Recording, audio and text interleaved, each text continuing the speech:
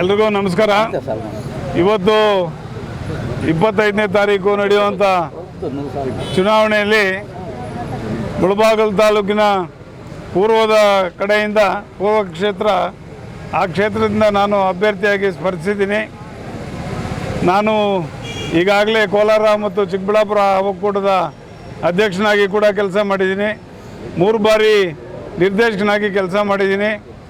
ಜನರ ಒಂದು ಒತ್ತಾಯದ ಮೇರೆಗೆ ಮತ್ತು ನಮ್ಮ ತಾಲೂಕಿನ ಶಾಸಕರು ಆನಂದ್ ರೆಡ್ಡಿ ಅವರು, ಮುರಳಿ ಅವರು ಮತ್ತು ಸಾಮೇಗೌಡರು, ರಘುಪತ್ ರೆಡ್ಡಿ ಅವರು, ಇವರೆಲ್ಲರ ಒಂದು ಡಾಕ್ಟರ್ ಪ್ರಕಾಶ್ ಅವರು, ಇವರ ಒತ್ತಾಸೆ ಮೇರೆಗೆ ಮತ್ತು ಈ ಬಾರಿ ಈ ಚುನಾವಣೆಯಲ್ಲಿ ಸ್ಪರ್ಧೆ ಮಾಡ್ತಾಯಿದ್ದೀನಿ. ಜನರ ಒಂದು ಸೇವೆನೇ ನನ್ನ ಗುರಿ.